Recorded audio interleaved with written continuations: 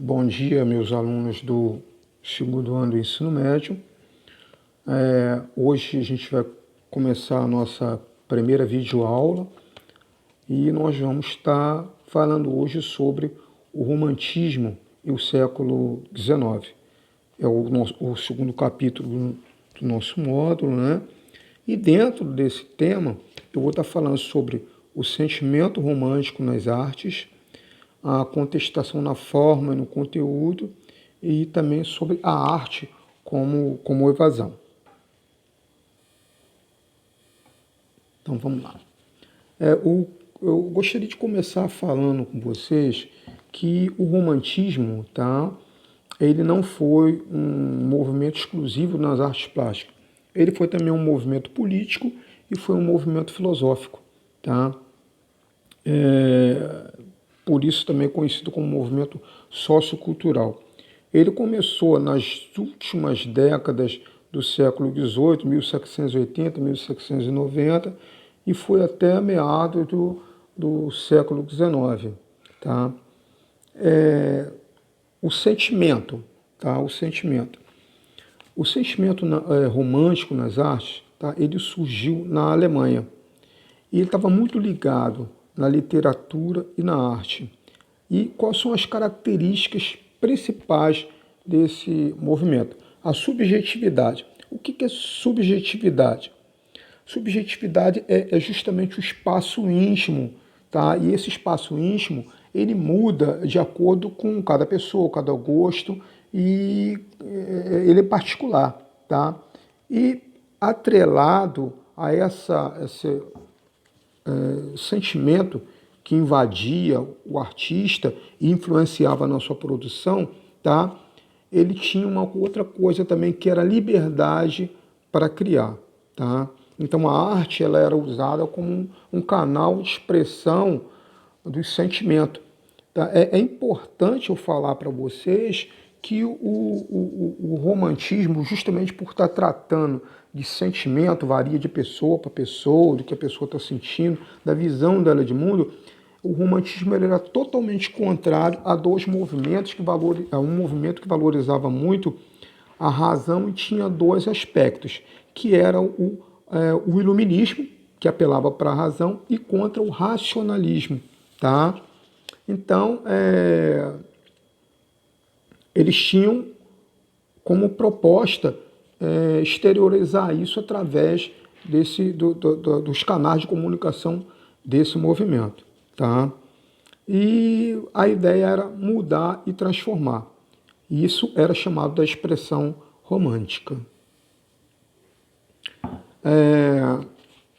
E ele também atuava, tá, como uma forma de contestação, tanto na forma como eles produziam o seu material artístico, como no conteúdo. Então, a pintura, tá, principalmente na França, ela foi usada como uma manifestação revolucionária. Eu já falei para vocês que durante as guerras napoleônicas, né, o Napoleão ele contratou uma série de pintores para quê? Esses pintores eles teriam que pintar os feitos napoleônicos de forma a valorizar a atuação dele, engrandecer a figura dele como estadista, né?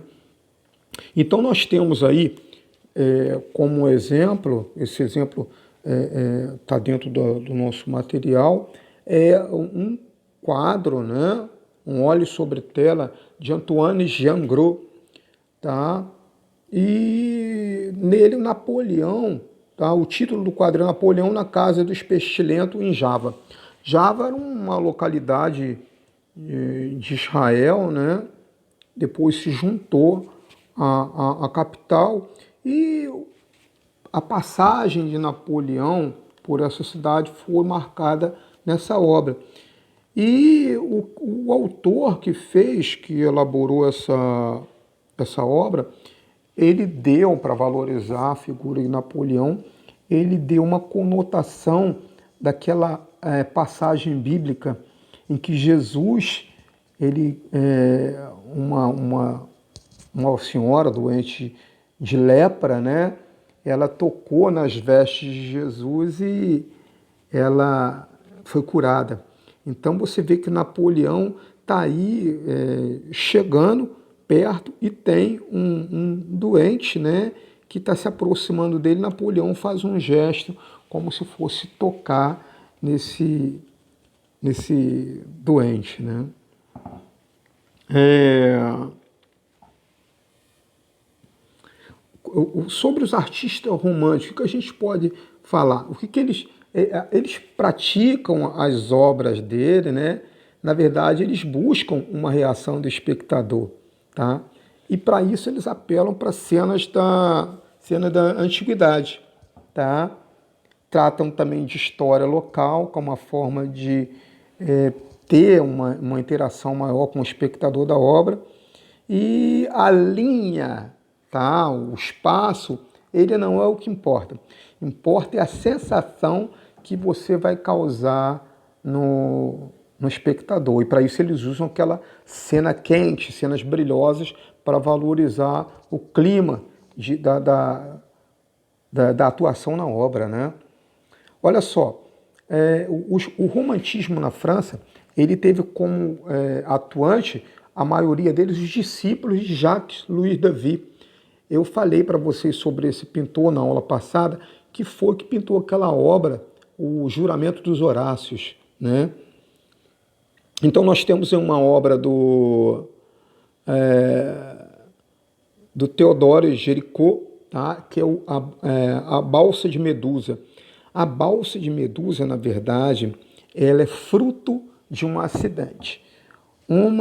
A gente está falando de uma época que estava em alta, né? O colonialismo, as nações mais poderosas se sentiam no direito de colonizar as outras. Então, o que aconteceu? Uma embarcação de guerra francesa foi fazer uma expedição à África, tá? Essa Balsa de Medusa retrata isso. Só que essa embarcação, ela naufragou na costa da África, tá? E o que aconteceu? O navio afundou, o pessoal ficou... Muitos morreram, tá? Os que não morreram improvisaram como parte do navio, mais o mastro, improvisaram uma prancha, né? Para eles ficarem em cima, uma balsa, uma espécie de uma balsa. E eles ficaram à deriva no mar durante muito tempo mesmo, até serem resgatados. E nesse processo, eles passaram por fome, desidratação, outros estavam morrendo. E no final das contas, os sobreviventes, que eram mais de 100 pessoas, só conseguiram ser resgatados com vida 15. E esses 15, no final, eles estavam sobrevivendo, comendo partes, tá, de pessoas mortas daquela embarcação. Então, para fazer essa obra, o Géricault, ele fez um estudo em cima de anatomia com cadáveres, tá, para ele realmente fazer uma obra realista dentro desse fato ocorrido, tá? Então ele fez estudos preparatórios com cadáveres, ele explorou nessa obra a miséria física e mental da humanidade, tá? Essa obra também teve um caráter de recriminar a monarquia, tá?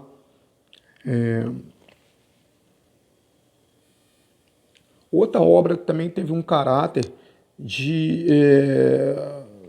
revolucionário, né? Foi A Liberdade Guiando o Povo. Esse quadro é um quadro muito conhecido, ele é de 1830, foi criado pelo Delacroix, né?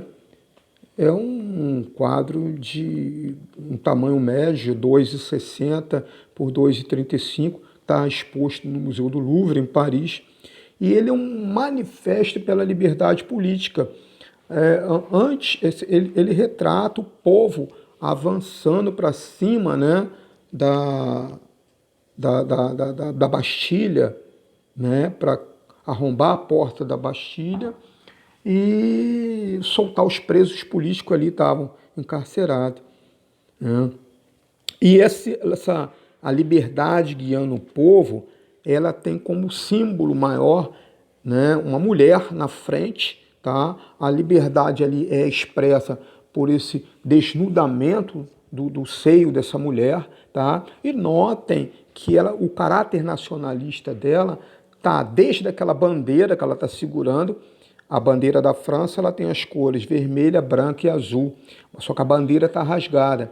Mas para reforçar essa cena, tá? Vocês podem ver que a própria fumaça, né, que aparece ao fundo, ela tem conotações de cores da bandeira francesa, tá? Ela varia da cor vermelha, azul e branca, né?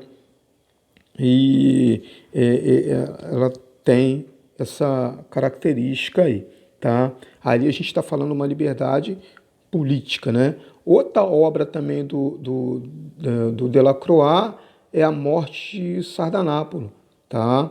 Uma obra que está de 1827 e também tem uma conotação política, né?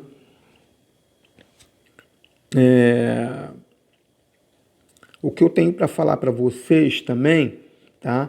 Que uma das coisas importantes na obra, tá? É a sensibilidade, tá? Que tem que ser colocada na execução da obra, tá?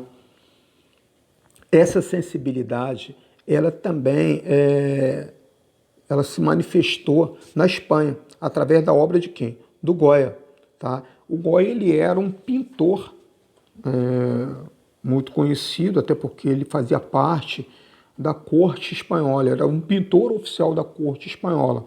E ele pintou a execução de 13 de maio de 1808. Você já deve ter estudado que 1808 marca o quê?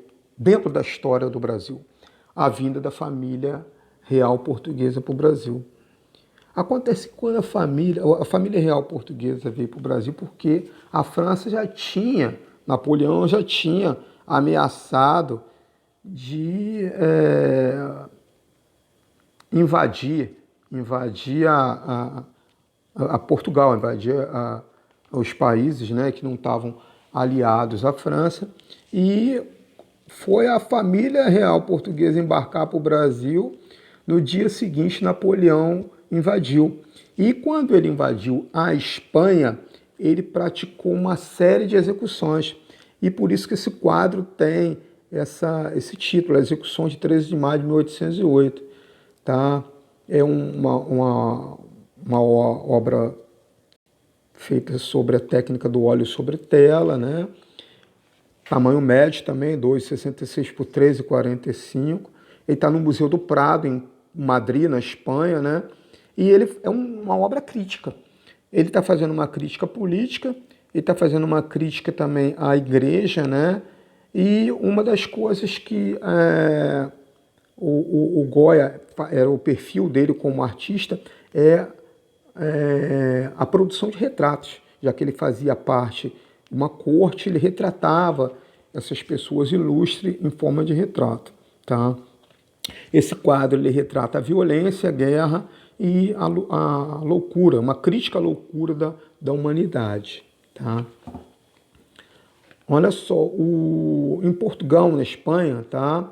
Os ideais românticos eles foram menos revolucionários, tá?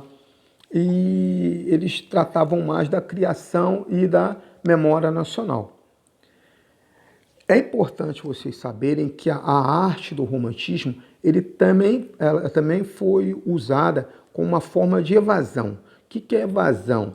É um ideal, é uma proposta dos romantismos de fugir da realidade. E isso era muito feito, tanto na arte plástica como na literatura.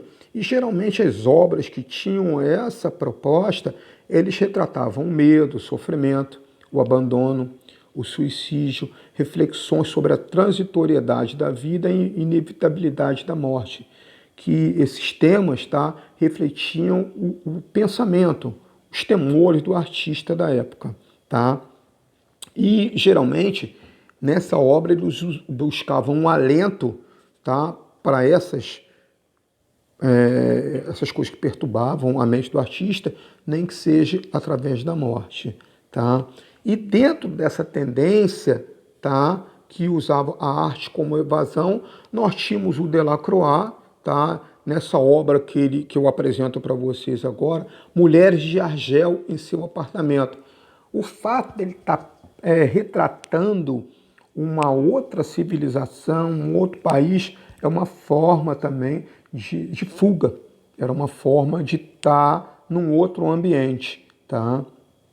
E Hamlet e Horácio no cemitério. O Hamlet é um personagem da literatura inglesa, né? E ali ele está segurando um crânio, de um esqueleto, né? Que está ligado como símbolo dessa inevitabilidade da morte, tá? A primeira obra, aliás, as duas obras estão no Museu do Louvre, em Paris, né? E elas também têm fazem parte dessa proposta do romantismo do século XIX. A próxima obra que eu quero apresentar para vocês, que também faz parte dessa proposta, é do Rugendas. Tá? É um desenho. Tá? Rugendas foi um pintor, tá? Um pintor gravurista, romântico, que ele percorreu toda a América do Sul, inclusive no Brasil. Aqui no Brasil ele tratou de produzir obras que foram publicadas em vários livros, e eu trago para vocês aí essa obra, uma gravura, né? Uma paisagem do Rio de Janeiro. Ele ali está na beira da Lagoa das Tretas.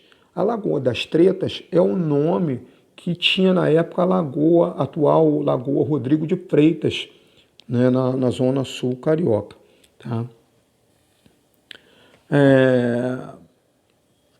Para concluir a nossa aula, eu vou deixar uma atividade para vocês. Vai ser uma atividade de pesquisa, uma pesquisa que vocês vão fazer com auxílio da internet. E eu vou pedir para vocês fazerem uma pesquisa, tá, sobre o Rugendas. Tá? Eu quero que vocês façam uma pesquisa sobre a obra de Rugendas no Brasil, tá? E pedir para vocês lerem sobre a obra de Rugendas e fazer um resumo no caderno de vocês. Uma boa pesquisa e por hoje é só. Até a próxima aula. Um abraço para todos vocês.